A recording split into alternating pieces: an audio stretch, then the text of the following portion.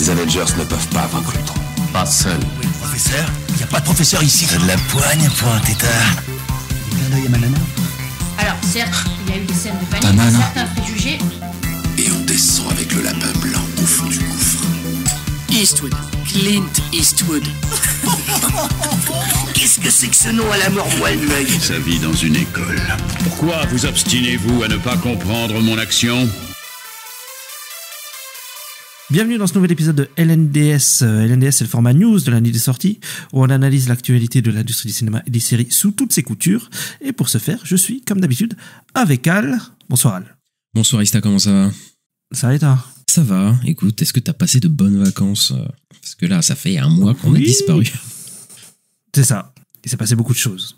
C'est ça, bah là ça va être beaucoup de choses. un épisode très dense pour le coup, mais voilà, ouais, on espère que voilà, les gens sont toujours là, voilà. On espère que vous n'êtes pas On est partis. plus sur les news du mois que les news de la semaine, je dirais. Ouais. Sauf qu'on va pas changer le nom de l'épisode juste pour un épisode. C'est les news de la semaine. Après, dites-vous qu'on a viré beaucoup de choses parce qu'il y avait beaucoup de news évidemment qui sont accumulées depuis 4 semaines et on a gardé ce qui nous semblait les plus importants, mais même en gardant juste les plus importants, on a regardé énormément de choses. Parce qu'il s'est passé 2-3 retournements de situation dans des horizons qu'on n'aurait pas vus. Notamment Paramount, on va en parler, là il s'est passé plein de trucs. Mais Ista, vu que l'épisode est gros, bah je te propose d'y aller directement. Directement, et on commence par quoi ? On commence par Marvel, et juste avant de commencer, je rappelle que je mets les timecodes dans la description pour chaque rubrique, voilà, parce que je le dis pas souvent, mais voilà, je le dis là pour la rentrée. Et oui, bah évidemment, on commence par Marvel et Avengers Doomsday, puisque Ryan Reynolds, voilà, Deadpool va officiellement retourner dans le MCU en tant que Deadpool dans Avengers Doomsday. Donc voilà, même si y a un petit commentaire qui dit qu'il faut pas s'attendre à ce qu'ils joignent les Avengers, la team des Avengers, mais il sera dans le film. Qu'est-ce que t'en penses, Ista ? Je sais pas si tu te souviens, mais en fait, il y a un média qui dit qu'il revient et un autre média qui dit qu'il n'est pas dedans. En fait, on sait toujours pas. Du coup, il est dedans. Mais après, ouais, voilà. Mais en fait, le problème, c'est le ton de Deadpool avec le truc méta du 4e mur, tout ça. Non, mais c'est trop bizarre. Dans un film Avengers, c'est un peu bizarre. Donc, je sais pas s'ils vont le garder comme ça ou s'ils vont un peu l'écrire un peu quand même rigolo, mais peut-être moins 4e mur, moins enfin je sais pas, c'est un peu étrange, donc ouais, je sais pas ce que ça va donner à Deadpool dans un film Avengers. Ça fait un peu peur. Bah c'est ça, c'est parce que Deadpool il prend toute la place, quoi. Il devient directement le personnage principal, il s'adresse à la caméra, etc. Ici il va peut-être pas le faire, il va peut-être avoir juste un rôle de mec un peu drôle, etc. Mais même son ton et même les blagues, est-ce qu'il va faire des blagues méta, genre tu sais, d'un coup ah putain c'est Robert Downey Jr., tu sais, il va faire des trucs comme ça, tu vois. Je sais pas, tu vois, ça me paraît bizarre, mais après qu'il soit dans le film, ça m'étonnerait pas du tout vu la popularité du dernier film Deadpool. Enfin voilà, tu vois, c'est ça. Je pense qu'il est dans le film, mais après comment ils vont l'intégrer, ça va être toute une histoire. Ouais, c'est un des plus gros films de la fameuse saga du multivers. C'est un de ceux qui a fait le plus gros box-office, hein. Donc ce serait pas étonnant, effectivement. Et je pense que Wolverine aussi, il y a moyen qu'il soit là.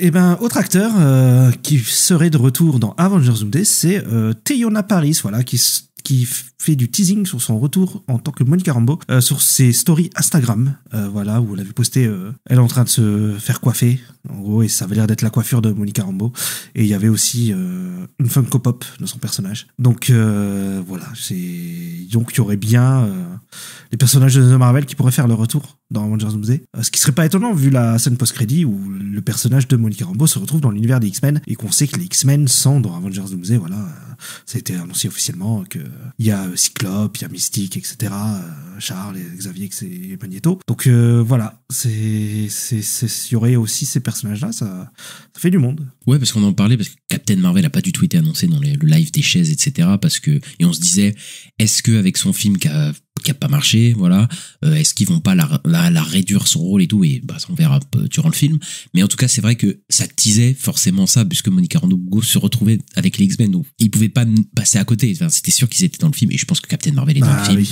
Et Miss Marvel sûrement aussi dans le film, donc voilà, mais ça nous confirme juste ça, et voilà, effectivement je pense que Monica Rambeau est la première personne qui va rentrer en contact avec les X-Men, et qui est déjà en contact avec les X-Men déjà.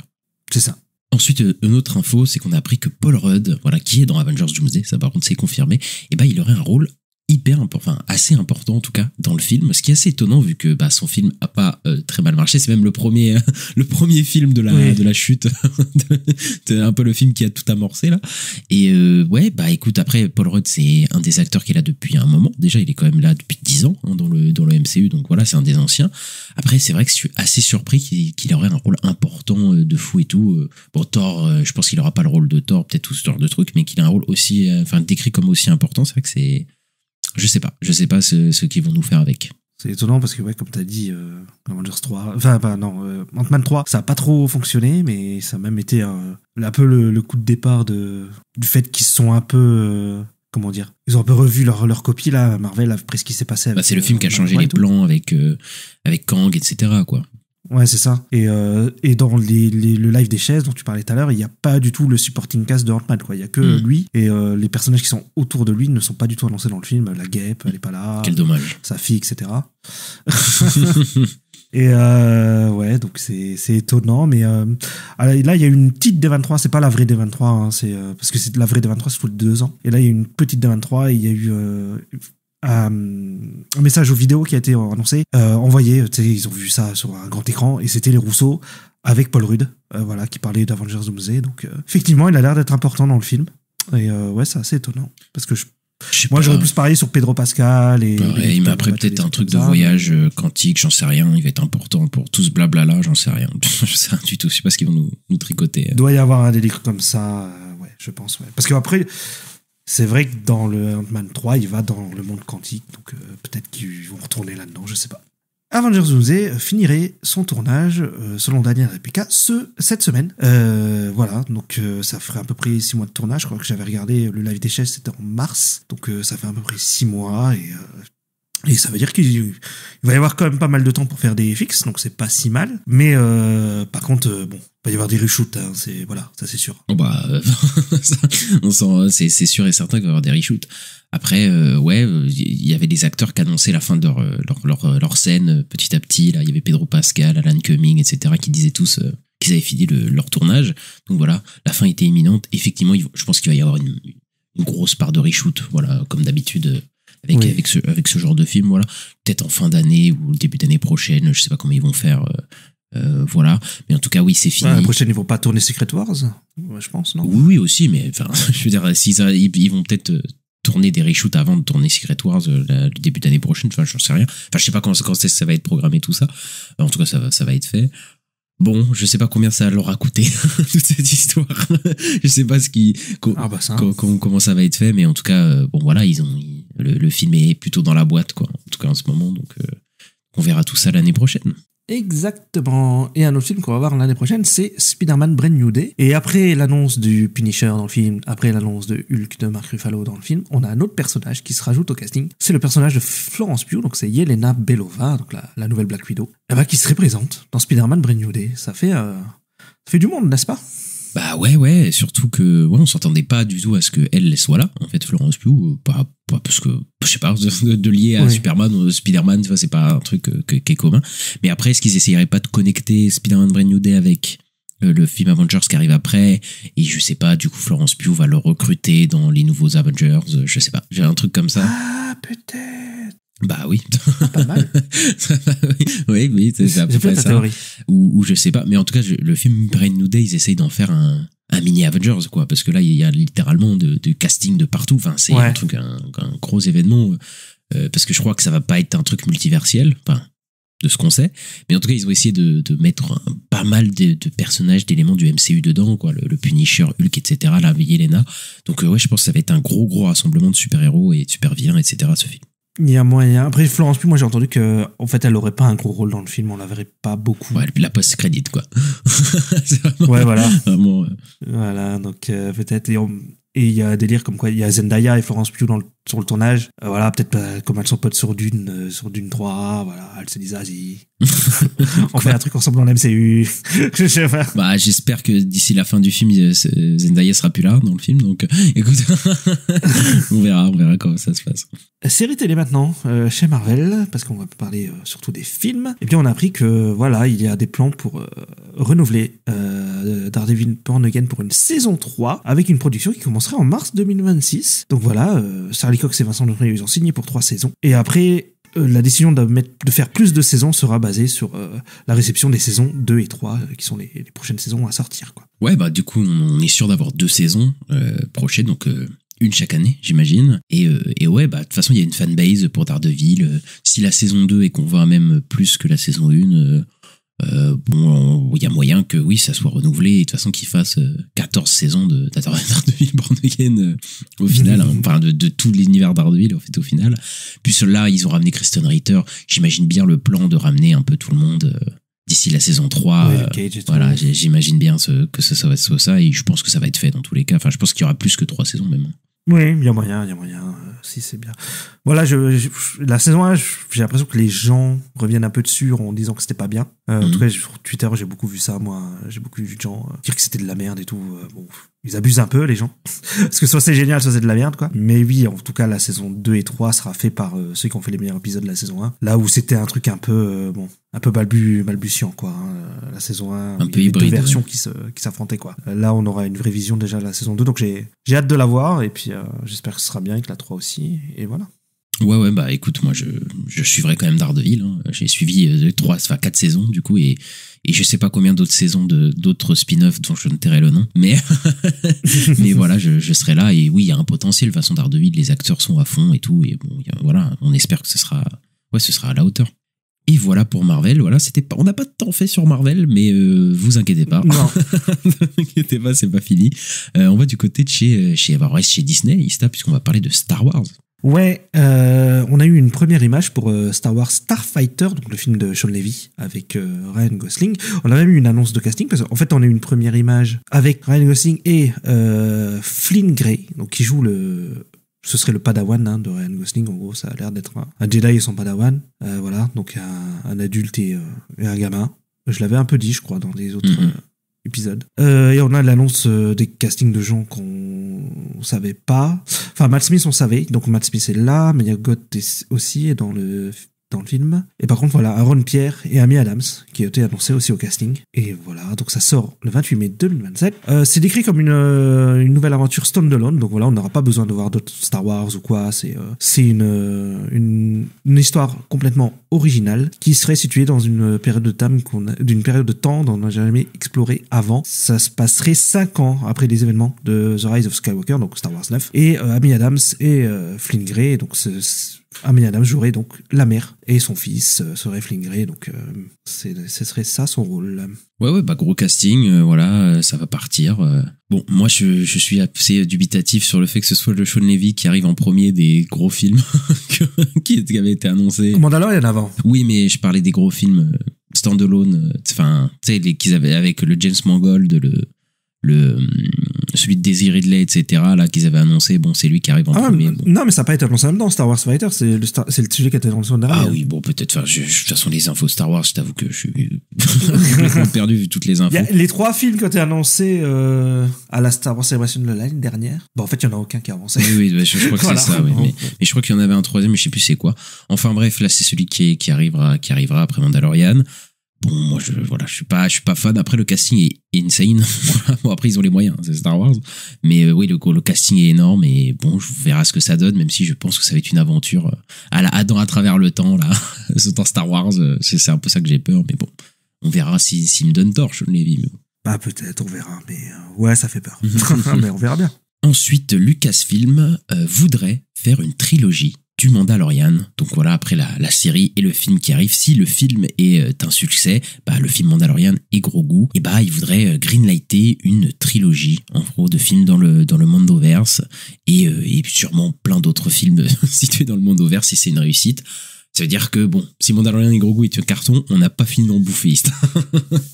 C'est clair. Il y a moyen, hein, parce que Grogu, ça vend des peluches et tout. Donc moi, je me dis que, tu sais, ça peut amener les gamins. Les parents, ils vont amener les gamins, Grogu et tout, trop mignon. Ouais. Moi, je me pense que ça peut cartonner. De toute façon, c'est vraiment un test, hein, j'ai l'impression, ce film-là. En mode, si on fait des versions films, des séries télé, est-ce que ça oui, mais c'est ça qu'il faut l'ouvrir. Ils veulent ouvrir la porte à ça. Et ça, c'est un vrai test de passer là vraiment de la série au film et tout. Est-ce que les gens vont suivre? Est-ce que les gens, justement, qui ont l'habitude de voir Mandalorian à la télé, est-ce qu'ils vont se déplacer en salle? On verra. Écoute, après Star Wars, de toute façon, c'est tellement gros que qu'il peut y avoir une vague de gens qui arrivent. Mais ils ont déjà eu un flop, on le rappelle, Solo. Petit ange parti trop tôt. Donc, rien, on verra comment ça joue, mais bon. On verra s'ils ont réussi à faire un bon film avec cette idée-là. Et ensuite, c'est le film de James Mangold sur lequel on a des news, donc sur l'aube des Jedi qui se passerait, je sais plus combien de milliers d'années avant la saga Skywalker. Ouais. Et bah, ça devrait commencer son tournage l'année prochaine. Donc voilà, à chaque fois, c'est repoussé. James Mangold, il dit, je sais pas quand je pourrais tourner, etc. Bon, là, apparemment, ça a l'air d'être sûr que ça a l'air d'être l'année prochaine. Donc, il y a moyen que ce soit le prochain film, en fait, qui arrive dans l'ère Star Wars. Et du coup, le film de Daisy Ridley, on l'aura toujours pas. toujours pas vraiment d'infos dessus, quoi. Donc, voilà. Mais bon, c'est possible que ce soit celui de James Mangold qui arrive sûrement en 2028, j'imagine. Il y a moyen. En tout cas, oui, c'est comme t'as dit, ça se passe très très loin. C'est une préquelle. Mais James Mangold, il fait d'abord un film avec Timothée Chalamet, je crois. Mais je pense que ça va pas être un long tournage, donc ouais, il y a moyen que ça... Après, il enchaîne sur un gros blockbuster, donc ouais. En tout cas, c'est un des projets qui donne peut-être le plus envie dans les trucs Star Wars annoncés. Clairement. On a appris que Simon Kinberg allait produire une nouvelle trilogie Star Wars pour Lucasfilm, et en fait, la nouvelle trilogie, ce serait les épisodes canon 10, 11, 12. En fait, voilà, le premier en tout cas serait l'épisode canon 10, donc oui, donc ce serait vraiment les suites, quoi. Après, je sais pas trop ce qui va se passer. Je sais pas ce qu'ils sont en train de nous cook, là. Je sais pas du tout ce qu'ils sont en train de nous cook, parce que là, l'épisode 9, il a divisé, on peut le dire, on peut dire. Oui. Est-ce que... C'est plus le 8 qui a divisé, le 9, tout le monde est un peu d'accord pour dire que c'est pas terrible. Hein. Oui, enfin voilà, c'était pour dire gentiment que les gens, c'était fini vraiment sur une note très amère. Est-ce que c'est la bonne idée de continuer ce truc-là, épisode... Parce que là, je sais pas parce que c'est trop bizarre de dire que ce serait l'épisode 10 canonique. Bon, après, je pense que c'est des rumeurs, etc. On n'y est pas encore. Mais là, s'ils veulent faire une nouvelle trilogie qui serait la suite, est-ce que c'est pas complètement casse-gueule? Après, je pense qu'ils veulent capitaliser, hein, évidemment. Mais après, je me dis, putain, faire une suite à Star Wars 9 après ce que ça a été, fait par Simon Kinberg, je suis pas sûr du truc, moi. Après, il produit, je crois. Oui, mais je crois qu'il écrit aussi. Enfin, il est à l'écriture aussi, hein, je crois. Hein. Ouais, peut-être, ouais. Oui, peut-être, ouais. Parce que Simon Kinberg, la dernière fois qu'on a pas entendu parler de lui, c'était pour X-Men Dark Phoenix. Donc, c'est pas... Enfin, je crois qu'il y avait eu un film après, avec un casting féminin, là, qui était pas ouf. Mais il a bidé, après je l'ai pas vu, mais oui, il a bidé.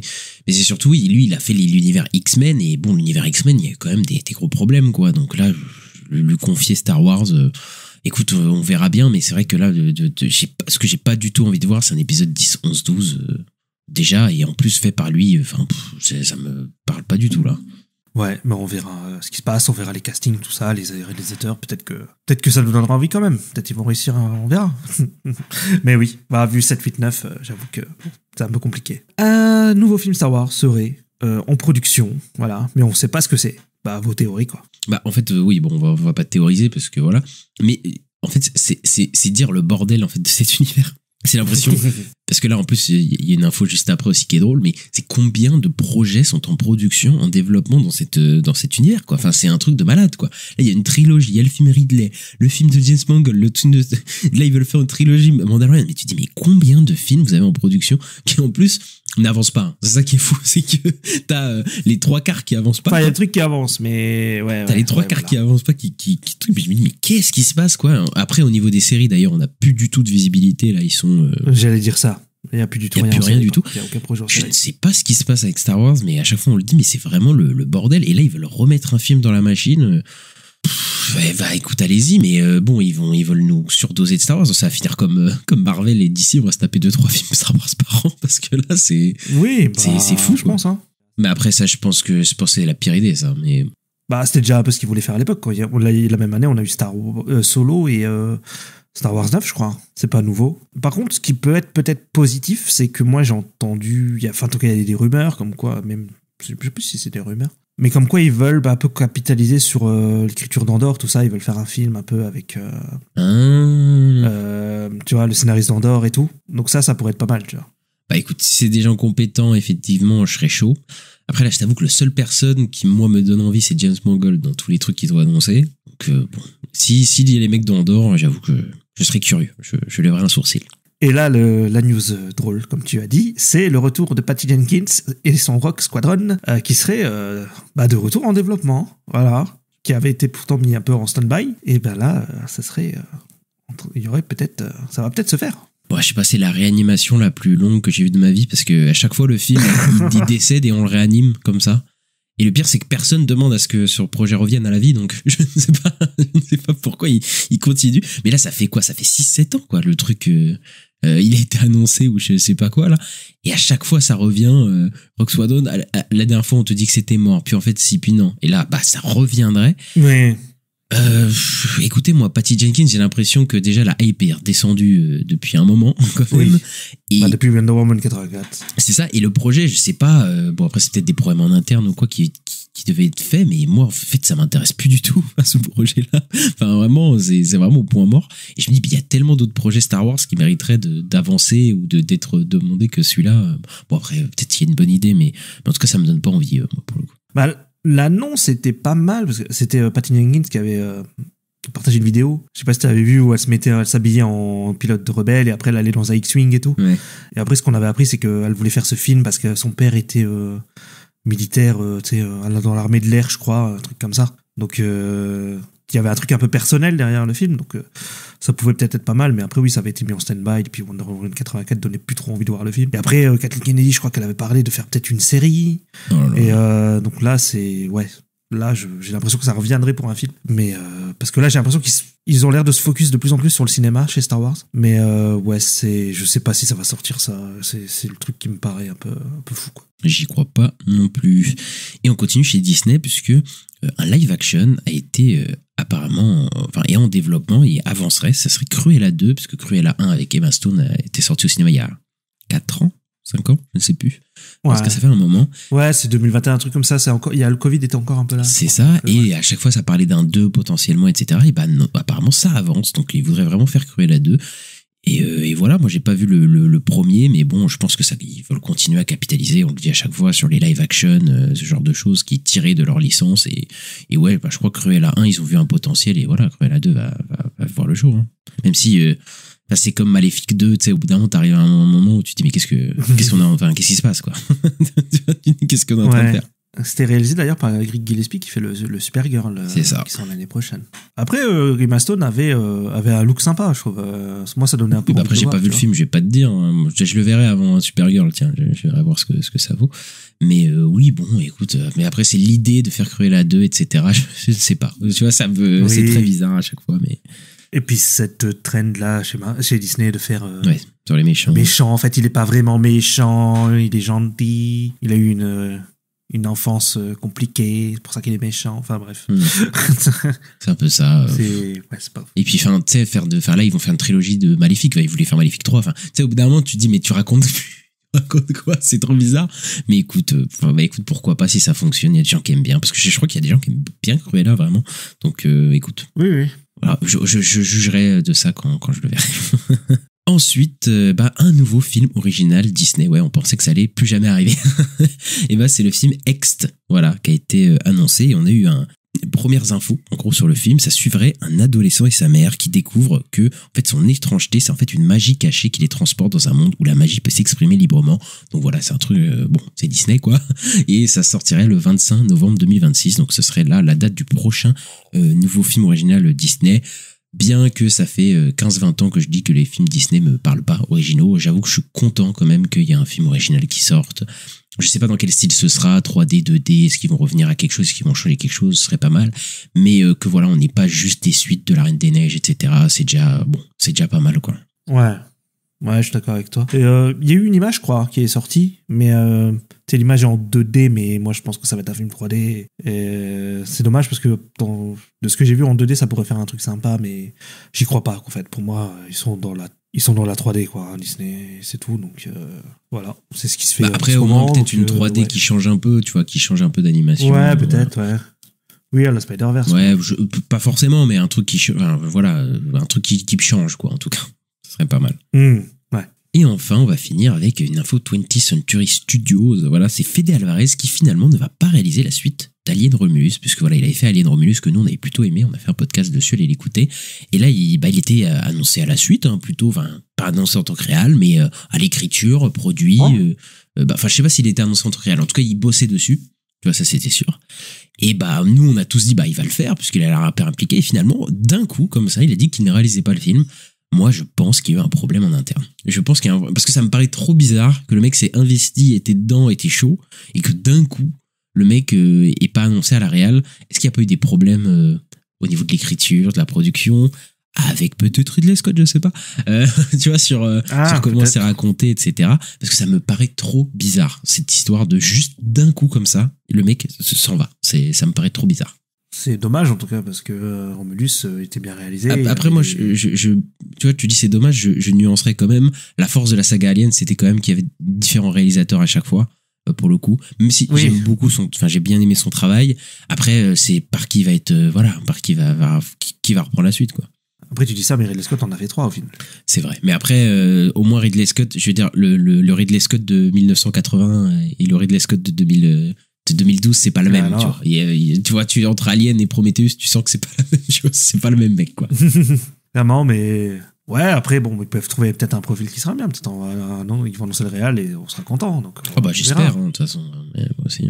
Après, est-ce qu'ils veulent pas mettre Dan Trachtenberg et faire après aller sur le crossover Alien Predator versus Predator? Déjà, de 1, ça dépendra de Predator Badlands, comment il marche. Et de 2, je pense qu'il ferait plutôt un Alien versus Predator directement lui. Hein. Je pense que je sais pas, je le verrais pas juste faire un Alien pour le coup. Je pense que lui, il est vraiment dans le enfin, il a d'autres films Predator annoncés. Enfin, tu vois, il est à fond là-dedans. Donc, je pense pas qu'ils vont le bouger sur Alien directement. Pas personnellement, je pense.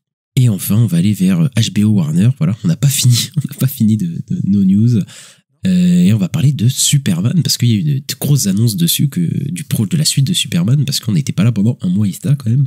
C'est ça. Et donc en fait, il s'est passé un gros truc au niveau de Superman. C'est que James Gunn, il a annoncé un nouveau film qui s'appelle Man of Tomorrow. Voilà, il a annoncé avec un petit dessin, un dessin avec Lex Luthor en armure et Superman. Donc voilà, c'est le prochain film de James Gunn. Donc c'est en gros la suite du Superman qu'il a fait, qui est sorti cette année. Voilà, il va l'écrire, le réaliser et le produire. Et le casting, il y a des rumeurs comme quoi il inclurait Superman, Supergirl, Lex Luthor, Lois Lane, Lobo, Peacemaker et Hawkgirl. Et derrière, James Gunn a dit que Man of Tomorrow, ce serait un film. En gros, un team-up, Lex Luthor et Superman. Voilà, c'est une histoire à propos de Lex Luthor et Superman qui travaillent ensemble à certains degrés contre une plus grosse menace, quoi. Donc James Gunn, il a annoncé aussi la Superman saga. Donc ça veut dire qu'il va y avoir plusieurs films. Il a même dit dans un podcast qu'il y aurait... il a parlé de 4 films. Donc ça fait plaisir parce que Superman, avec Man of Steel, on avait eu du mal à avoir une suite, on avait attendu longtemps. Et c'était pas une vraie suite derrière, là, on va avoir l'univers de Superman qui va se développer sur plusieurs années, quoi. Donc ça, c'est très cool. Après, ça nous a tous surpris parce que, en fait, il a annoncé ça et puis on dit, dans 2 ans, il y a la suite. Bon, tu fais, ok, Man of Tomorrow. Là, ça a l'air d'être un gros team-up de tous les films qu'il y a eu avant, quand même, et les séries, etc. Parce que je pense qu'il y aura peut-être les Green Lantern et tout, donc ça a l'air d'être un gros... Je sais pas ce qu'il va nous faire là, comme il y a des gens qui parlent de Brainiac en tant que méchant. Voilà, Brainiac, c'est une espèce d'intelligence artificielle extraterrestre qui veut absolument absorber tout, quoi. Donc c'est possible. L'angle a l'air un peu différent parce qu'on en avait déjà parlé que potentiellement, il me semble, tu sais, il y avait des rumeurs qui disaient ce serait peut-être une histoire de Lex Luthor et Superman, et ça s'est confirmé là quand il a annoncé le truc. C'est vrai que ça va être un peu différent du coup du film de super-héros qu'on s'attend classique, etc.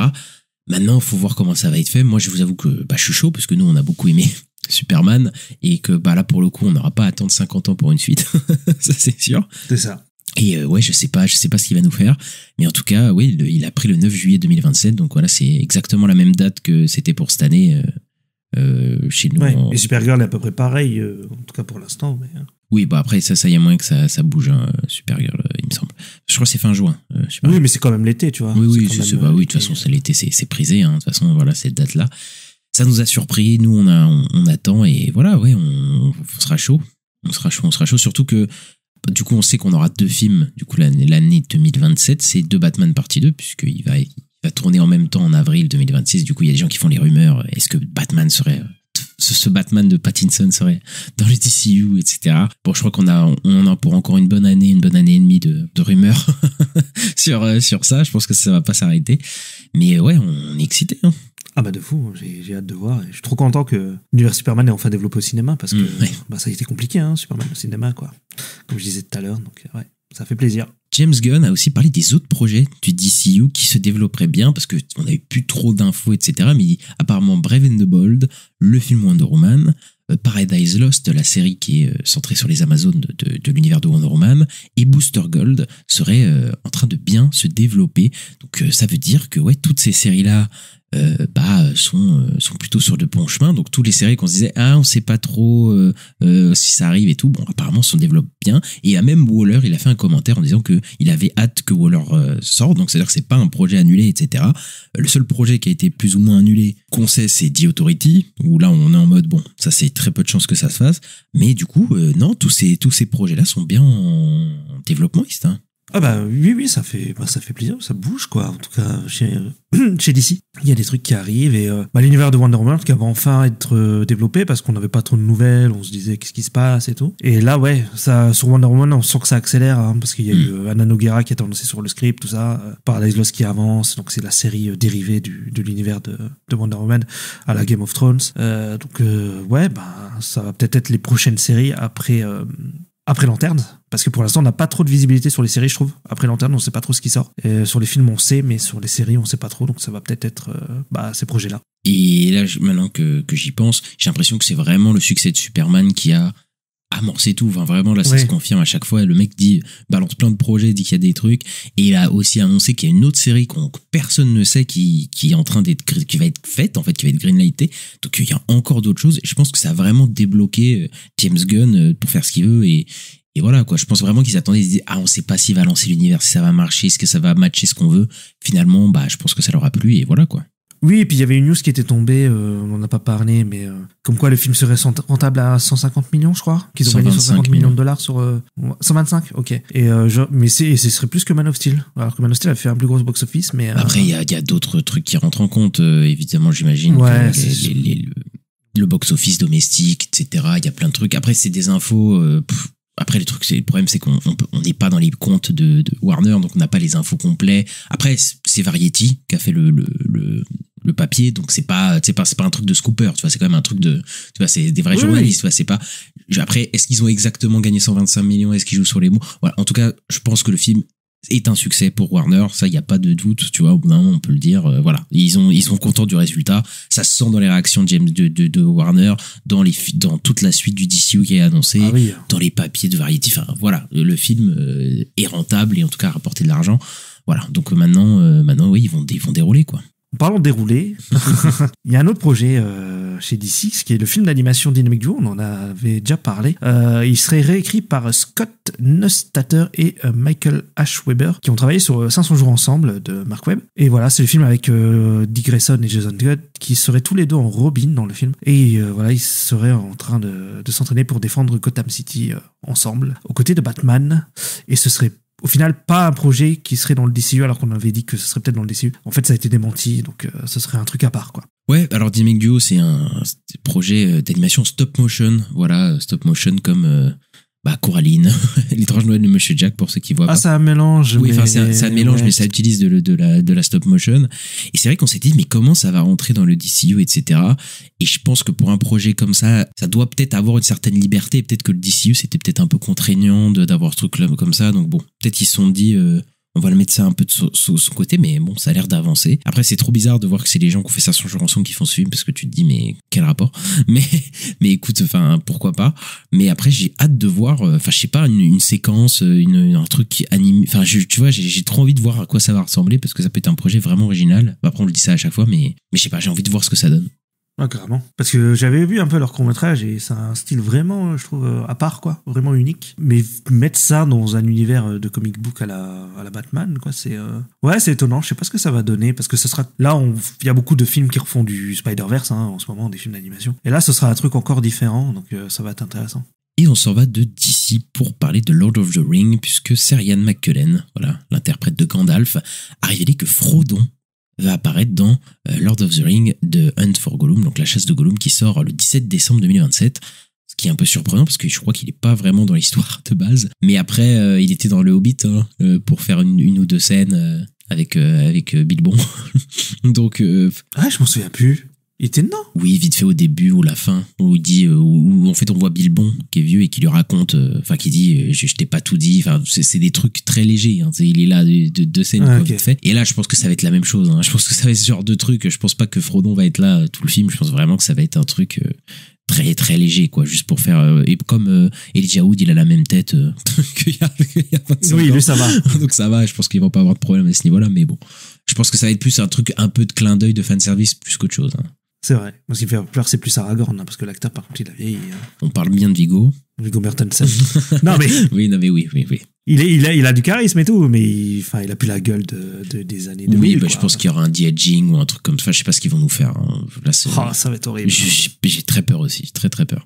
Et suivant le succès de la saga Conjuring et du dernier Conjuring, ils ont pété un câble Warner, puisqu'ils ont annoncé, parce que comme c'était censé être le dernier film des Warren, en tout cas avec Patrick Wilson et Vera Farmiga dans les rôles principaux, ils ont dit, on va s'arrêter Conjuring. Et non, pas du tout, ils vont pas s'arrêter, vous êtes fous, quoi. Ça rapporte trop d'argent.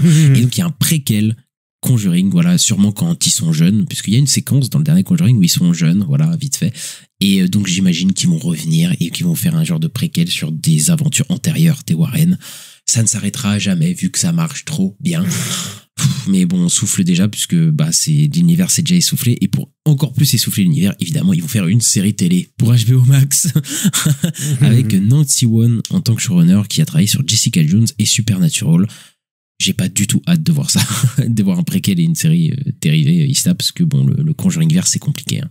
Ouais, mais c'est quand même en final un des univers partagés qui fonctionne le mieux. C'est ça. Avec peut-être le Monsterverse avec King Kong et Godzilla, parce que tous les films ils ont fait des gros cartons à chaque fois dans l'univers de Conjuring, donc ouais, c'est un peu voilà, ils ont DC et ils ont Conjuring et ça marche bien, quoi. Donc ouais, ils exploitent quoi à fond, et bon, pas sûr que ça va être très intéressant, mais on verra bien.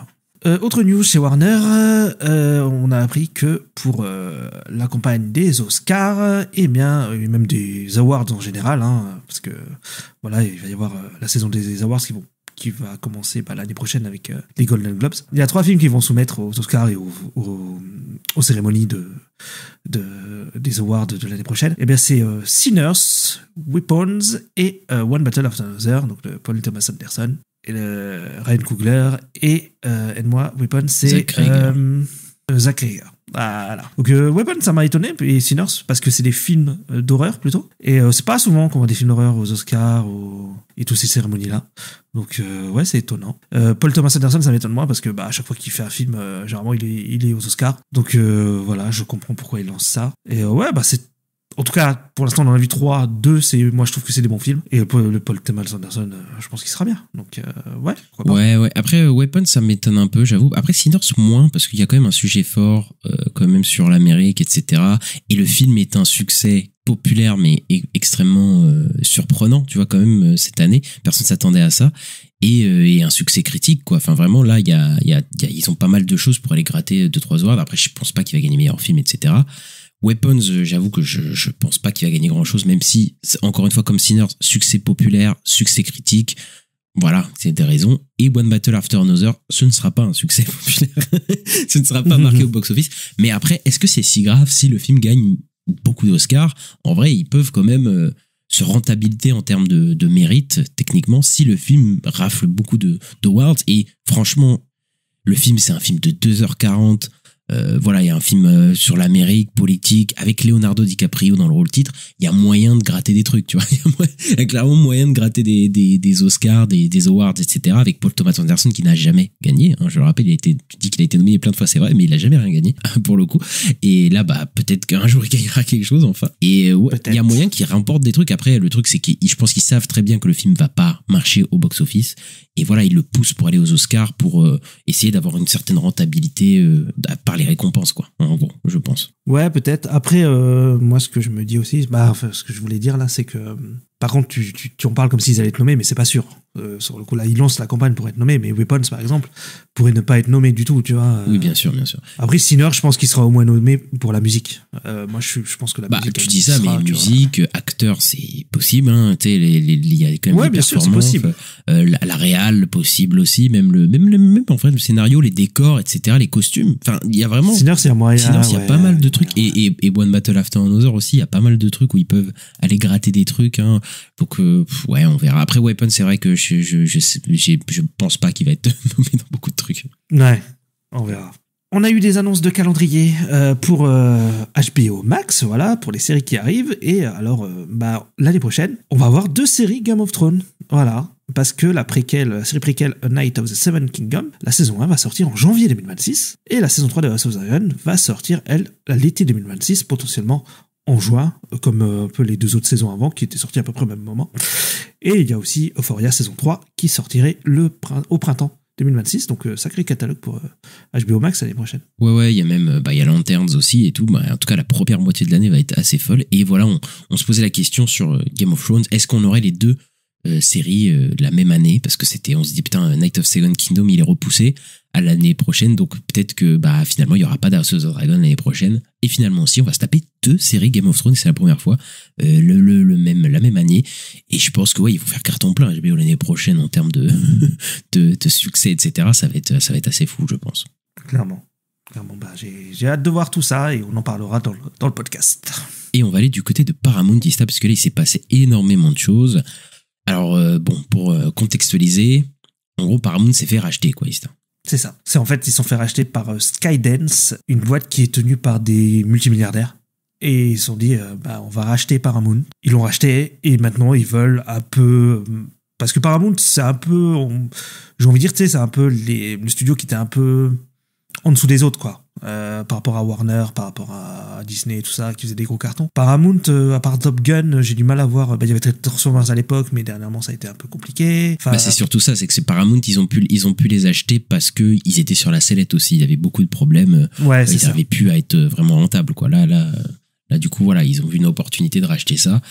Et ils ont pété la tirelire aussi. C'est ça, ils ont pété la tirelire et là ils ont lancé énormément de projets parce qu'ils veulent concurrencer, comme j'ai dit, les Warner, les Disney, etc. et redevenir un gros studio, quoi. Et une onde de choc qu'il y a eu, c'est que les Duffer Brothers, donc qui font Stranger Things, ils ont quitté Netflix et ils ont signé un gros deal avec Paramount pour faire des films et des séries télé et des films qui sortiraient au cinéma. Voilà, ça a été le premier gros deal qui a été fait par le nouveau Paramount avec les Duffer Brothers. C'est un deal de 4 ans. Et donc pour comme j'ai dit, des films, des séries télé, et pour des sorties films au cinéma, parce que ils ont dit, les Duffer Brothers, que ils ont envie que leurs films sortent au cinéma, ils ont des envies de cinéma, et ça leur fait chier d'être chez Netflix, voilà, donc ils ont bien raison. Ouais, ça c'était une grosse bombe, parce que les Duffer Brothers, c'est quand même une des grosses vitrines de Netflix, hein, Stranger Things, etc. Il devait faire le film Death Note, et je crois qu'il devait développer série, peut-être des spin-offs de Stranger Things, etc. Et là, d'un coup, les mecs, je pense qu'ils ont reçu une offre qu'ils n'ont pas pu refuser, comme dirait l'autre. C'est ça. Et après, ils veulent faire du cinéma, etc. Et je pense qu'il y a plein d'artistes qui travaillent pour les plateformes qui, je pense, si quelqu'un comme Paramount vient les voir ou un truc comme ça, n'hésiterait pas à quitter Netflix pour aller faire des productions, autres. Mais bon, peut-être qu'ils n'ont pas leur place ailleurs. Mais en tout cas, oui, j'ai quand même envie de voir ce qu'ils vont faire là-bas, parce que je me dis, mais qu'est-ce que tellement le retournement est fort, et je pense que les Duffer Brothers, ils ont un peu de talent quand même. Même si on n'en peut plus de Stranger Things, mais je pense qu'ils ont un peu de talent, et voilà, ils vont peut-être aller vers d'autres horizons que Stranger Things, ça peut être pas mal. Ouais, c'est bien pour eux, on va voir ce que ça donne, mais en tout cas ça a été une grosse bombe, hein. Paramount, bravo à eux. Et c'est pas la seule bombe, puisqu'ils ont aussi acquis les droits de Call of Duty, oui. Call of Duty, voilà, la licence, qui elle aussi est sûrement multimilliardaire, voilà, ils vont faire un film, voilà, techniquement sur Call of Duty. Je sais pas ce que ça va raconter, un film de guerre, j'imagine, puisque c'est Call of Duty, mais voilà, ils ont les droits pour étendre même l'univers de Call of Duty en faisant des films, des séries, etc. Donc voilà, et c'est assez surprenant parce qu'un film Call of Duty, on avait appris que Steven Spielberg voulait en faire un à un moment et qu'il a pas pu le faire, etc. C'est assez fou de se dire, d'ailleurs, parce que là on est dans l'ère quand même des adaptations de jeux vidéo qui arrivent, etc.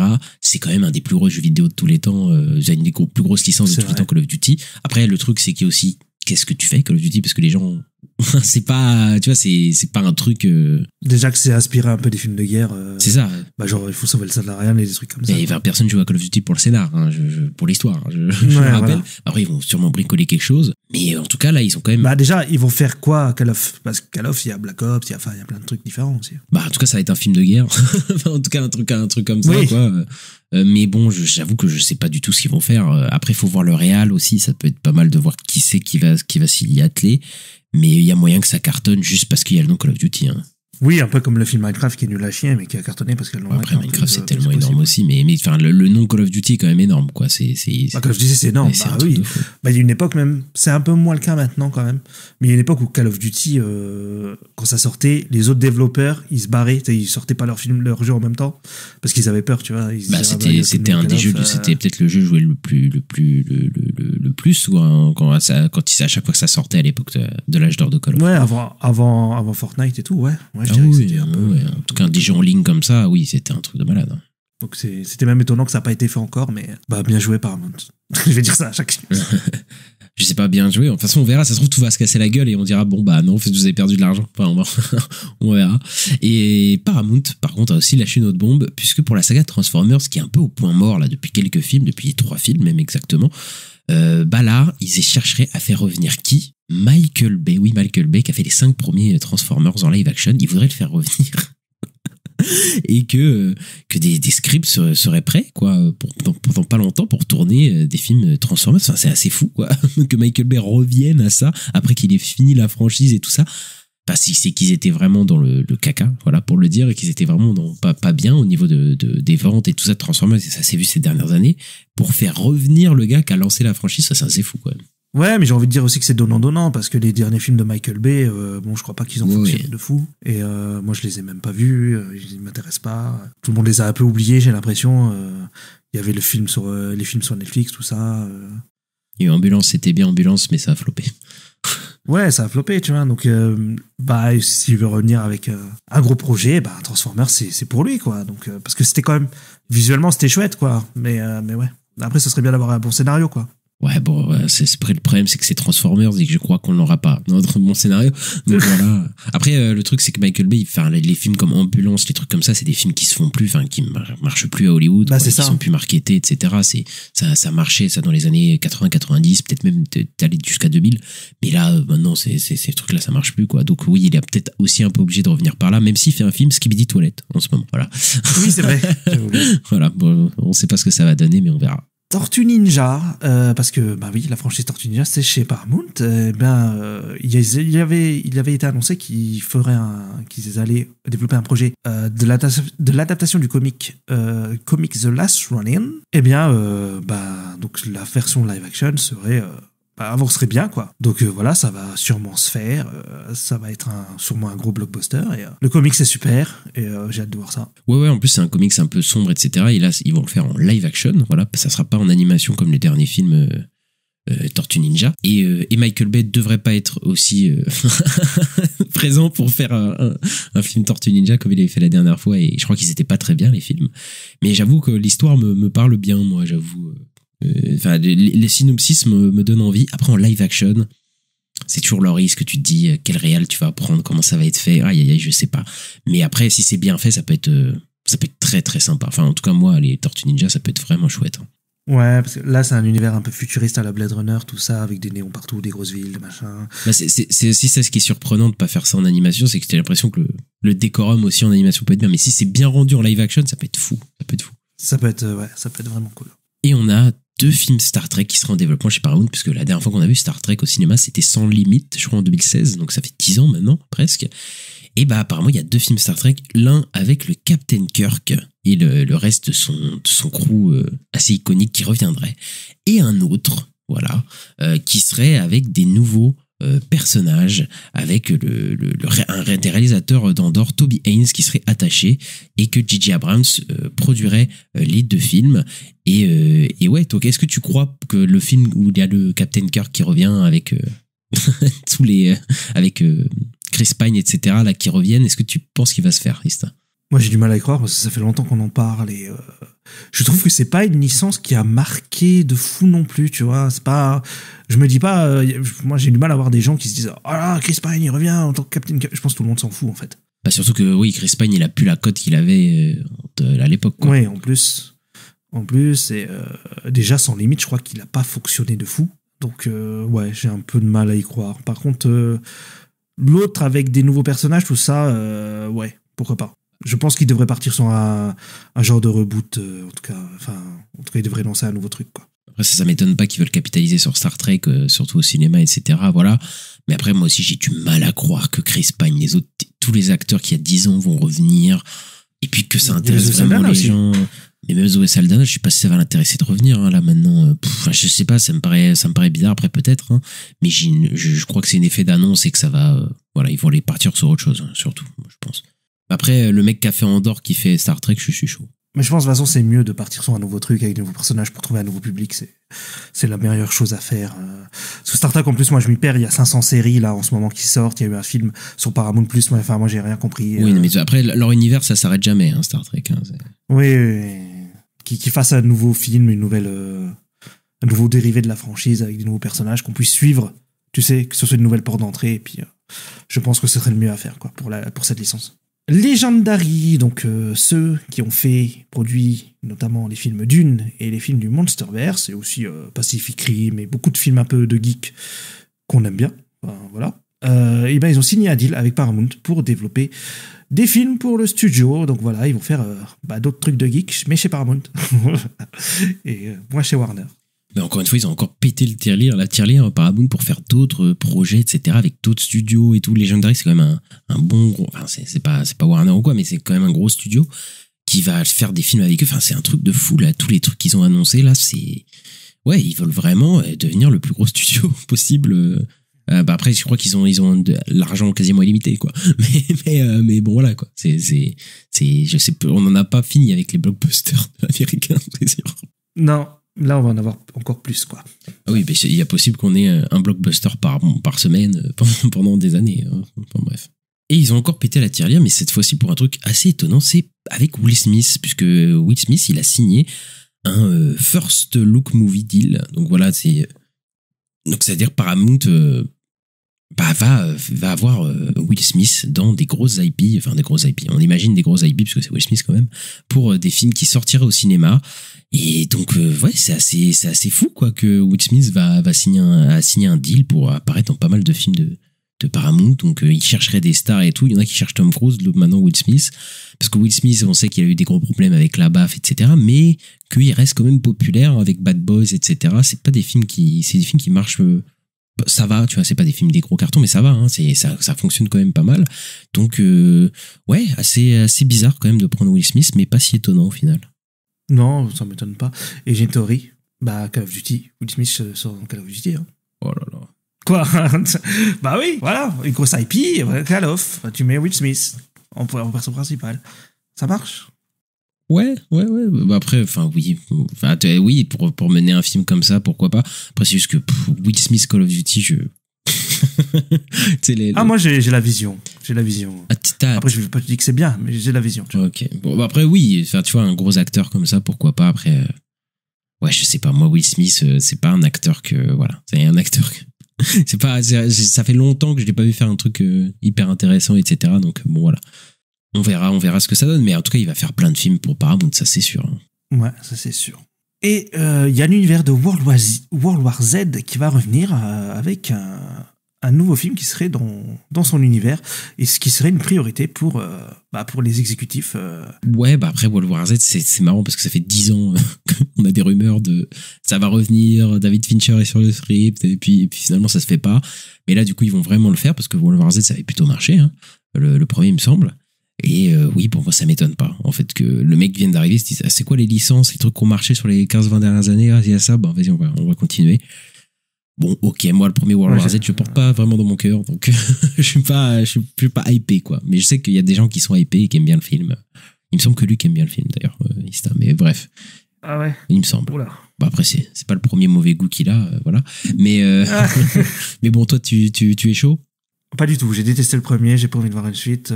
Après, quand à l'époque ça disait David Fincher va faire le 2, j'étais en mode là peut-être ça m'intéresse. Mais bon, après il faut voir, voilà, s'il donne un nom de réal qui peut-être m'intéresse, peut-être pourquoi pas. Mais bon, moi je te dis, j'ai pas du tout aimé le premier, donc non, je m'en fous un peu. Mais je comprends qu'il fasse, comme t'as dit, ça a été un carton à l'époque, et les nouveaux patrons de Paramount qui relancent ça, ça m'étonne pas, quoi. Ridley Scott a parlé dans une interview et il a annoncé qu'il travaillait sur Gladiator 3 en ce moment même. Donc voilà, nous, Gladiator 2, je crois qu'on n'en a pas trop dit du bien dans la critique, si je me rappelle bien. Donc, est-ce qu'à Gladiator 3, t'es chaud ou pas? Alors, je sais pas, mes souvenirs, je sais plus ce qu'on a dit sur Gladiator 2. Je sais même plus s'il était dans notre flop de l'année, je sais plus. Non, oui, on n'a pas aimé Gladiator 2. Il y reviendra avec le 3. Non, mais Ridley, s'il te plaît. En fait, finalement, c'était pas mal quand ils faisaient les suites d'Alien, tu vois. C'était pas mal. Moi, j'aimais bien, tu vois. Les jeux. En plus, moi, je le défends, moi, Ridley Scott, tu vois, sur les dernières années et tout. Bon, peut-être pas Napoléon, ça c'était dur. Mais tu vois, les trucs genre le dernier duel, j'aime bien. Les aliens qu'il a fait, j'aime bien. Tu vois, il y a des trucs que j'aime bien de lui. Moi, sur Gucci, t'aimes bien? Il y a des trucs que j'aime bien de lui ces dernières années. Tu vois, il y a des gens qui disent que Ridley Scott c'est mort depuis longtemps. Bon, oui, ses meilleures années c'est passé, mais moi je trouve qu'il y a vraiment des bons films et des films intéressants sur les 15 dernières années. Mais là, ça vaut que Gladiator 2 c'était indéfendable. Enfin, indéfendable. Moi, je peux pas le défendre en tout cas. Mais oui, non, j'ai pas hâte de voir Gladiator 3, moi, personnellement. Moi non plus. Et Paramount, voilà, c'est la dernière info, c'est qu'ils préparaient à potentiellement faire une offre pour racheter Warner Bros. Oui, Warner Bros, le gros studio. Finalement, Paramount qui est le petit studio qui s'apprête à racheter Warner Bros d'un coup en quelques mois, tu sais, c'est le move bizarre. Mais oui, avec l'argent qu'ils ont, bah, je vais le dire tout de suite, je n'y crois pas. Je pense pas qu'ils vont racheter Warner Bros. Je pense pas que Paramount va racheter. Je pense que c'est possible que Warner Bros va racheter. Je pense pas que ça va être par Paramount. Mais après, ça met quand même un truc sur la table en mode de toute façon tout est possible. Je m'attendais pas à ce que la Fox se fasse racheter par Disney, tu vois. Donc c'est ça. Donc tu vois, c'est possible, mais je sais pas, je n'y crois, j'ai du mal à y croire que Paramount rachète Warner Bros pour l'instant. Mais après, je pense que c'est pas la seule personne qui va faire des offres pour acheter Warner Bros en ce moment, puisque Warner Bros, on sait que il y a moyen que la direction veut le vendre, vu que bon voilà, ça a été compliqué les dernières années, et que là ils sont dans une phase où ils ont quand même un truc d'attractivité quand même, là, Warner Bros. C'est-à-dire qu'ils ont eu des succès, etc. Et il y a moyen que l'année prochaine, ce soit pas la même année que cette année, l'année prochaine, qui est des flops et tout ça. Donc voilà, maintenant, je sais pas, j'y crois pas, mais moi, je pense qu'il y a moyen que là, d'ici la fin de l'année, Warner Bros. Soit racheté par des grosses boîtes ou des trucs comme ça. Ouais, en tout cas, moi, j'espère juste qu'ils touchent pas au DC Studio de James Gunn, quoi, c'est tout. Bah après, je vois pas l'intérêt pour n'importe qui qui rachète d'annuler le DC James Gunn maintenant. Enfin, ça me paraît trop bizarre, alors que bah là, ça a l'air d'avancer, il y a des projets qui sont en cours, ça a l'air d'être un succès Superman. Enfin, il y a aucune raison pour qu'un financier se dise ouais, là, je vais annuler le DCU, je vais faire chier, tu vois. Si ça marche, il va être tranquille, comme il est maintenant, quoi. Et on va aller du côté des plateformes, et voilà, c'est annoncé, c'est confirmé, parce que là il y a eu des rumeurs, on savait que ça se faisait, mais finalement c'était annulé, on savait pas. Tomb Raider, voilà, la série va être tournée au début d'année prochaine, voilà, et c'est bien Sophie Turner qui va être Lara Croft, donc voilà, Sansa Stark dans Game of Thrones, et voilà, c'est Phoebe Waller-Bridge et Chad Hodge qui sont bien les showrunners. Jonathan Van Tulleken qui a réalisé des épisodes de Shogun va réaliser la série. On le savait. En fait, tout n'avait pas été officiellement annoncé. Maintenant, c'est fait. C'est tous les trucs que là que je viens de dire, on le savait déjà avant. Mais c'est juste que c'était pas annoncé. Et ben voilà, c'est fait, ça va arriver. Finalement, après qu'on ait eu des rumeurs d'annulation, etc. Non, la série arrivera bien. Et pourquoi pas? Pourquoi pas? Nous, on avait dit qu'on n'était pas contre l'idée de voir ce que Phoebe Waller-Bridge va nous proposer. Donc on verra bien. Ouais, clairement. Par contre, juste. Il y a Chad Hodge qui a été rajouté en tant que showrunner. Je crois que c'était que Phoebe Waller-Bridge tout seul à la base, et maintenant ils sont deux, quoi. Donc voilà, il y a ça qui est nouveau, mais ouais, pourquoi pas. Sophie Turner, j'avoue que pour l'instant je suis pas trop. Mais c'est vrai que c'est bizarre. Par le casting, mais j'attends de voir. J'ai pas envie de juger avant d'avoir vu, donc on verra bien, quoi.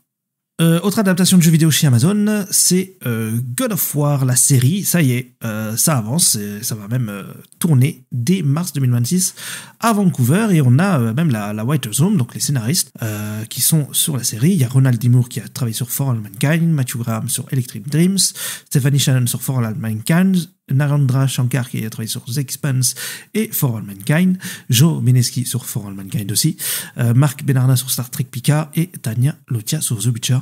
Donc il y a surtout des mecs de For All Mankind. Voilà. Ouais, c'est ça. Mais en tout cas, la série, elle avance bien. Et ouais, ça début d'année prochaine, ça va être tourné. Mais moi, je pense que l'année 2027, ça va être quelque chose. Je sais pas, ça va être un truc de fou. Mais ouais, bah après, nous, on a hâte et on a peur en même temps de voir cette série, puisque bah nous on aime plutôt bien God of War, et on rappelle que ça adapte les deux derniers jeux du coup. Et ouais, bon, la mythologie nordique. Voilà, on verra ce que Prime Video va nous fournir, parce que là c'est quand même gros là, quand même. Je sais pas comment ils vont faire, mais on verra bien, et ouais, on verra le résultat, Ista, mais bon. J'ai un peu peur, mais je suis aussi très curieux. Donc, parce qu'après, Ronald D. Moore, qui est un peu le showrunner, c'est le mec qui a fait For All Mankind et qui a fait Battlestar Galactica, donc on n'est pas non plus sur le nulard du coin, quoi. Donc ça peut être bien. Donc on verra bien. On a eu des news de casting sur le reboot d'Highlander, donc chez Amazon MGM. Karen Gillan, voilà, a été castée dans le film, et Jim Anunso aussi.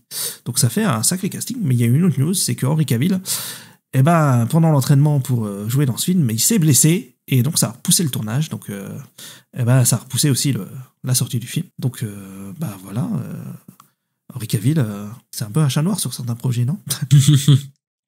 Ça va coûter à la production, j'imagine. Et c'est pas de chance, etc. Là, le projet avait l'air bien parti. Après, Chad Stahelski, moi, j'aime plutôt bien son travail et j'ai hâte de le voir dans Highlander, et voilà. Maintenant, oui, effectivement, c'est assez compliqué, là. Du coup, en plus, là, le casting, il est énorme, là, quand même. Jim Anunso, Karen Gillan qui rejoignent Dave Bautista, Russell Crowe et tout ça. Là, c'est pas de chance, etc. C'est vrai que c'est un peu un chat noir, Henry Cavill, on se dit.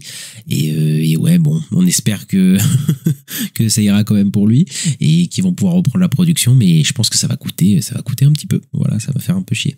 Après, une vidéo a aussi relancé encore une adaptation de jeu vidéo, voilà, parce qu'ils veulent se faire pro, en fait, des adaptations de jeux vidéo. J'ai l'impression, après une vidéo, c'est de partout. Life is Strange, voilà, le jeu vidéo narratif va être adapté en série télé. Ista, toi, t'aimes bien le jeu, toi, hein? Ouais, j'avais beaucoup aimé surtout le premier. Les autres, j'ai pas fait le 2, j'ai fait le troisième, là, Colors, je sais plus comment il s'appelle exactement. Mais j'en ai fait quelques-uns, j'avais fait le spin-off avec Chloé et tout. C'est sympa, mais après, c'est déjà un peu des séries dans le jeu.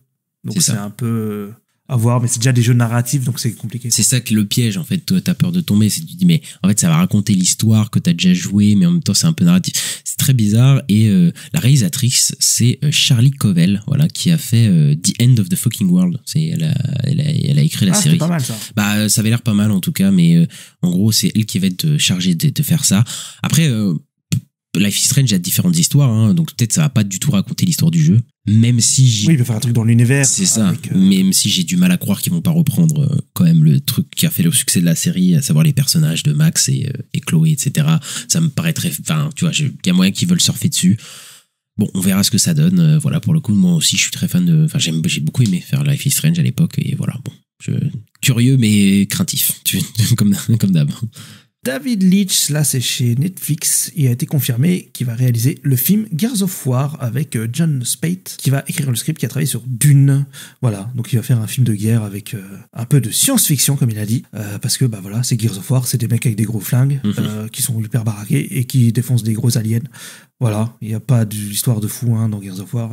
Donc David Leitch, un film de gros bourrin, ça lui va bien. Pourquoi pas? C'est ce que j'allais dire, ouais, David Leitch, gros bourrin qui fait Gears of War, écoute, ça lui va bien.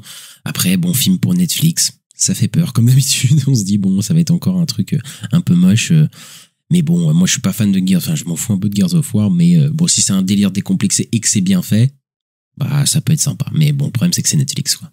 Un autre projet qui fait peur, comme tu as dit, c'est le live action My Hero Academia, voilà, sur Netflix, qui arrive et qui avance. Et on a appris qui était le scénariste, c'est Jason Fuchs, je sais pas comment ça se dit, mais qui a travaillé sur le premier Wonder Woman de Patty Jenkins. Donc voilà, en tout cas, le live action My Hero Academia arrive et il est en train d'être écrit. Et ça fait peur. Netflix, live action My Hero Academia, le mec qui a fait Wonder Woman. Les red flags sont partout. là, c'est très compliqué, là. Complètement. Après, c'est un truc de super-héros, donc...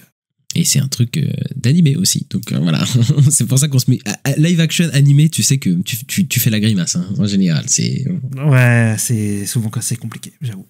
Et enfin, on va finir ces news des plateformes avec A24 qui s'apprêterait à acheter les droits télé et cinéma pour Massacre à la tronçonneuse, la saga, et il voudrait développer une série télé par J.T. Molner et Glenn Powell, l'acteur Glenn Powell, voilà, parce qu'on avait parlé qu'il est fan de Massacre à la tronçonneuse, il voulait développer des choses dedans, mais du coup A24 pourrait faire des séries télé et des films, j'imagine, Massacre à la tronçonneuse, donc voilà, c'est assez cocasse, mais bon. Écoute, pourquoi pas. Après, moi, Massacre à la tronçonneuse, j'ai vu que le premier, voilà, qui est un film important, mais après le reste, je crois que c'est un peu daubé, il me semble. Ouais, moi j'ai jamais vu en fait. Je dis, j'allais parler comme si j'ai vu, mais j'en ai vu aucun. J'ai même pas vu le premier qui est culte, mais ouais, en fait, il y avait une grosse bidding war hein, sur ce projet-là. Il y a beaucoup de gens, pas de studios qui voulaient le racheter. Et voilà, donc c'est A24 qui l'a eu. Je crois qu'ils ont aussi pendant des 13 là, ils ont aussi Jason, donc ouais, ils sont en train de prendre tous les trucs d'horreur et ils font des séries dessus. Bah écoute, on verra ce que ça Bah là, de toute façon, ça se bat. C'était l'Exorciste aussi, 1 ou 2 ans, ça se battait pour les droits parce que, évidemment, les séries de trucs d'horreur, ils aiment bien les réanimer pour que ça fasse enfin, voilà, que ça cartonne, etc. Donc voilà, c'est assez logique. Et maintenant, on va parler des autres trucs et on va parler de qui? De Zack Snyder. Et oui, on l'avait laissé sur Netflix avec ces 2 films Rebel Moon qui nous avaient, pas trop plu, on peut le dire, Ista. Pas vraiment, non. Oui, c'était compliqué. Et là, il va partir pour faire un projet passion qui s'appelle The Last Photograph, voilà, qui va commencer à tourner ce mois-ci. Et ça devrait être un film qui suit un homme en fait qui recherche sa nièce et son neveu après que leurs parents soient fait tuer en fait. Et il va avoir l'aide d'un photographe, donc d'où le nom de Last Photograph, qui peut voir les tueurs. Donc voilà, ça va être un mix, je sais pas, ça va être un genre de, road trip un peu, je sais pas, ça a l'air un peu spécial comme trip, mais Zack Snyder en tout cas qui va dans autre chose que des fonds verts a priori. Donc peut-être que ce sera bien qu'il se ressource ailleurs, tu penses pas? Ouais, je pense que peut-être ça peut être intéressant. En tout cas, il va faire un truc plus terre à terre et je pense pas qu'il va faire des ralentis et tout. Faut pas sous-estimer après. Ouais, c'est pas faux. Faut pas sous-estimer Zack Snyder. Mais ouais, ça va le changer. En tout cas, le projet est différent de ce qu'il fait d'habitude, donc ça peut être intéressant, quoi. Ouais, parce que tu sais, il a fait des fonds verts quasiment toute sa vie, quoi. En fait, Zack Snyder depuis 300, quoi, dans son 11e film, quoi. Donc bon, tu te dis, et oui, c'est pas plus mal qu'il aille dans un autre projet parce que moi, je trouve que ces films, ils commencent à avoir une gueule très, très, très, très compliquée. Et puis on verra ce que ça donne. Surtout qu'il doit faire après le film UFC et tout. Donc bon, on verra. Oui, ça me dit moi. Voilà, on verra ce que ça donne. Et on va chez Universal et on a appris qu'il y allait avoir un film live-action adapté de Archie Comics qui est en production et avec Phil Lord et Chris Miller qui produisent le film, donc qui sont derrière les Spider-Verse et qui avaient fait les 21 et 22 Jump Street, avec Tom King qui écrit le script. Donc Tom King qui est un scénariste de comics qui a fait notamment Supergirl, Woman of Tomorrow, qui va être adapté par le film Supergirl qui sort l'année prochaine. Il a fait du Batman, il est eu pas mal chez DC. C'est un écrivain assez réputé. Donc, il y a du beau monde, quoi, derrière le projet. On a déjà eu une adaptation d'Archie Comics, c'est Riverdale, la série, de la CW. C'était pas ouf, mais peut-être que là, ça pourrait être sympa. Après, je t'avoue que je sais pas du tout à quel point ça suit vraiment ça suivait vraiment les comics, etc., tu vois, parce que ça a l'air d'être compliqué. Quoi, Riverdale? Moi je sais que Riverdale, ça partait tellement dans des délires trop bizarres et tout. Sur Twitter, ça montrait que s'il y avait tout n'importe quoi, donc je suis pas sûr que ça suivait les comics vraiment. Enfin après peut-être ça part vraiment, oui, mais je pense vraiment pas. Mais ouais, du coup c'est marrant parce que Tom King, je crois qu'il est sur Lanterns, hein, je crois aussi Lanterns et après Supergirl, je crois qu'il a juste été puisque je crois que sur Lanterns, c'est pas lui le scénario sur Supergirl, mais bon, comme c'est basé de son comics, voilà. Mais Lanterns, il me semble qu'il était en scénariste de la série. En tout cas, il produit. En tout cas, il est très présent. Donc ouais, lui, il a l'air de bouger de plus en plus vers le cinéma, les séries, tout ça. Donc pourquoi pas. Écoute, et après, oui, Archie Comics, c'est quand même des comics hyper connus. Après, j'ai jamais eu la chance de découvrir ça vraiment, à part autre que Riverdale, mais je pense pas que c'est une bonne porte d'entrée. Donc ouais, pourquoi pas. Et en plus, il y a des gros noms, Phil Lord, Chris Miller, tout ça, moi j'ai envie de voir quand même. Ouais, ça peut être un truc plutôt sympa, on va voir. Mais ouais, c'est les gens derrière le projet qui donnent un peu envie de voir ce que ça peut donner, quoi. Non, complètement. Jordan Peele, on attend son prochain film avec impatience, mais je crois qu'on va devoir attendre un petit peu parce que son prochain film, c'était pour Universal et il a été retiré du planning de Universal parce que je crois qu'il devait sortir l'année prochaine. Et je pense, parce qu'il écrit pas vite, le poteau, je pense qu'après Nope, ça fait un moment maintenant, Nope, en plus, ça fait quoi, 3 ans? 2-3 ans? Ouais. Je crois qu'il est sorti en 2022, je crois que c'est 2022, pas 2023. Donc ouais, ça fait un bon moment, et c'est vrai qu'on attend son prochain film, mais je crois qu'il a une petite panne d'écriture, le pauvre, et je sais pas quand est-ce qu'on va le revoir avant un moment, quoi. Donc moi après j'aime beaucoup son travail, donc j'espère que il va se remettre en selle rapidement. Ouais, parce que là il produit des films, il y a un film qui va sortir bientôt qui est produit par lui, mais qui est pas très bien reçu par la critique là, qui s'appelle Him. Ah, il est pas bien reçu. Un joueur de football américain, Ok. je crois. Non, il y a eu le Rotten Tomatoes qui est tombé aujourd'hui 36%. Donc, Ah merde. Ouais. c'est pas... Ouais, donc c'est compliqué. Mais là c'est... son prochain projet, je crois qu'on va attendre un petit moment. Ouais, c'est dommage, mais bon, écoute, on verra bien. Et on va passer par les cérémonies de récompense. Et on sait les films qui sont sur la liste pour représenter la France aux Oscars 2026. Alors il y a Arco, le film d'animation qui a fait pas mal parler de Hugo Bienvenu. La petite dernière de Afia Hersi qui a raflé une palme un prix d'interprétation à Cannes. Nouvelle vague de Richard Linklater. Donc Richard Linklater qui a fait Boyhood, Les Before, etc. Et School of Rock, je pense. Bien. Qui revient avec Nouvelle vague, un film sur la nouvelle vague française. Un simple accident de Jafar Panahi qui a eu la Palme d'Or donc à Cannes. Donc il y a de très grandes chances que ce soit celui-là qui représente la France. Et Vie privée de Rebecca Zlotowski avec Jodie Foster. Moi, je pense que ça va être un simple accident qui va y aller, tout simplement parce que c'est la Palme d'Or. Et donc, ça serait quand même compliqué de pas présenter ce film-là aux Oscars quand même. Même si c'est un film qui est c'est un film qui est financé en grande partie par la France, parce que je pense que le régime iranien, iranien, c'est pas forcément le genre de film qu'ils vont se mettre en avant, je pense. Mais du coup, voilà.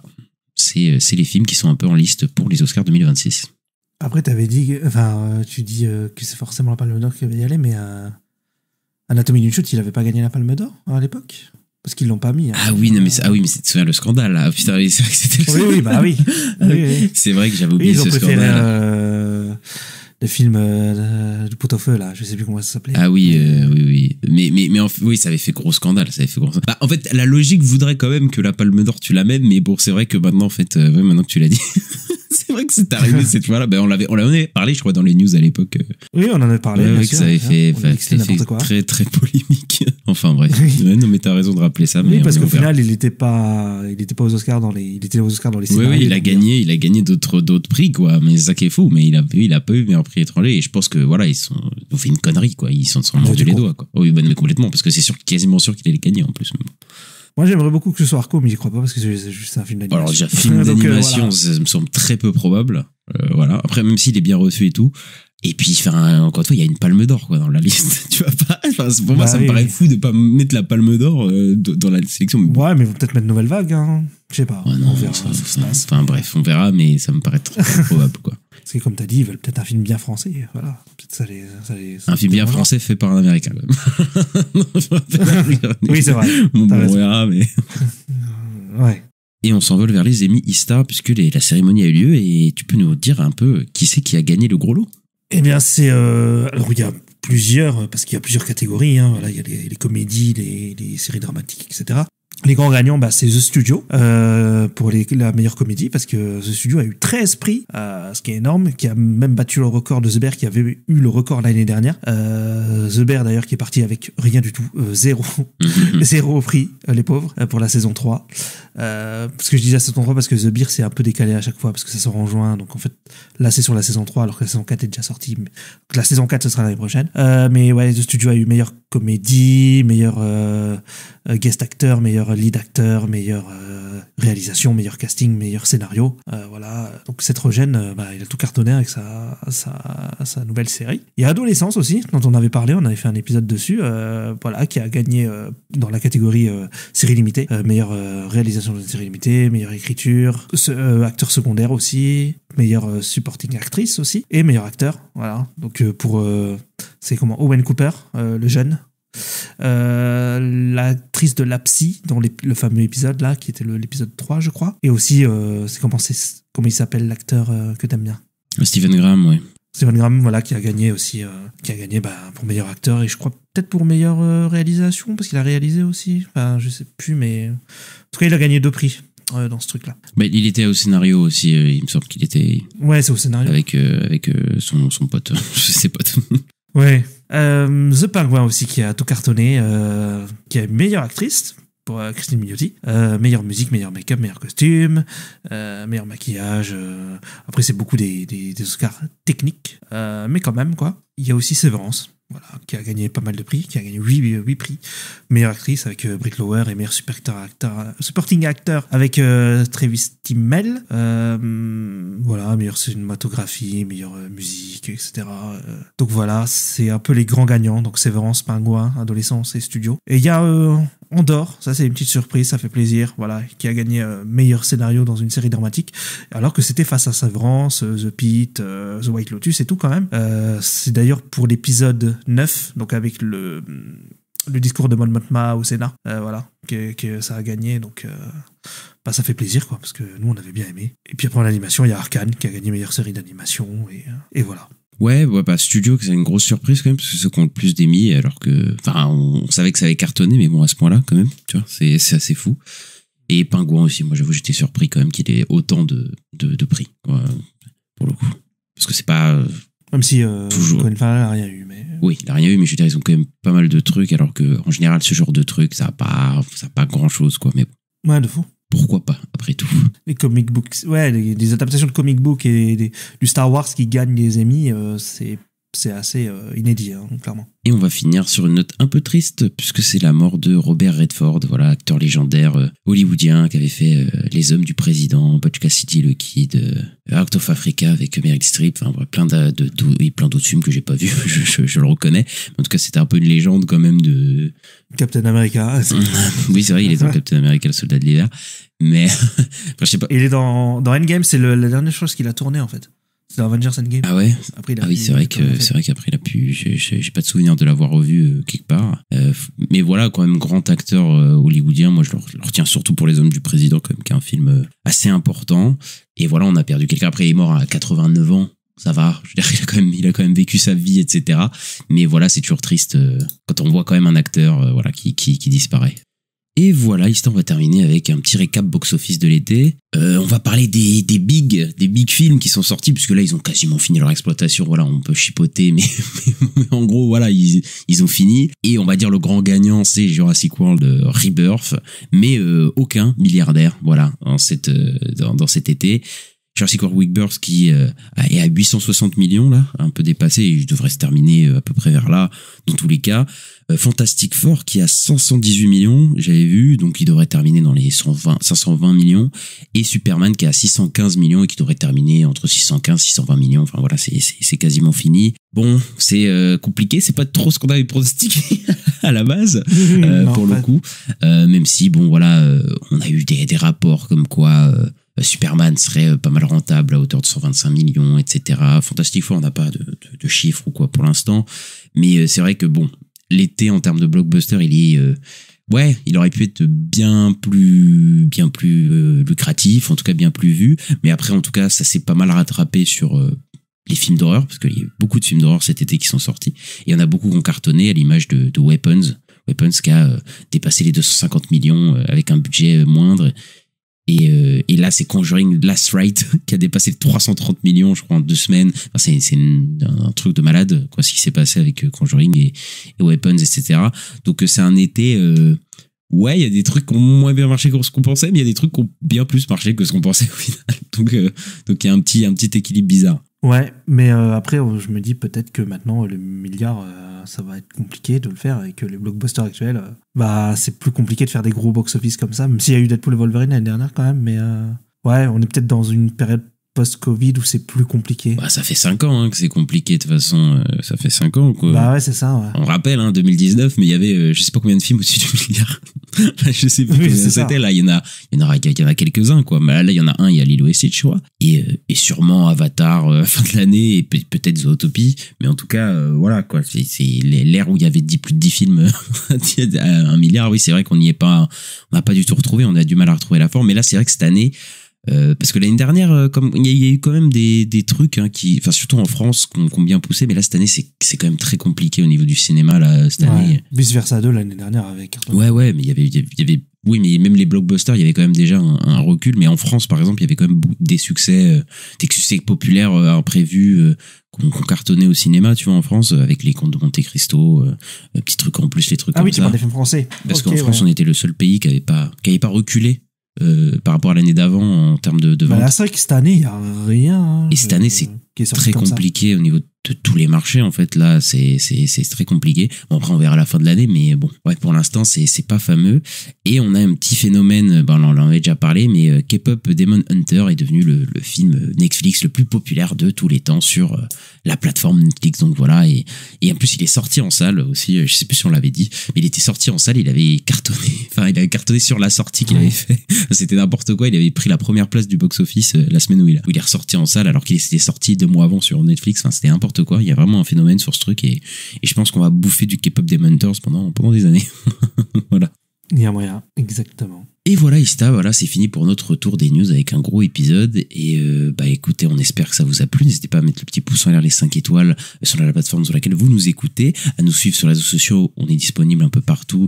@la nuit des sorties sur X, Twitter, Blue Sky, Instagram, TikTok, YouTube. On est disponible sur toutes les plateformes de podcasts qu'on a trouvées, donc Spotify, Acast, Apple Podcasts, Deezer, Podcast Addict, et j'en oublie plein. Et on se retrouve très bientôt, Ista. À bientôt. Ciao, ciao.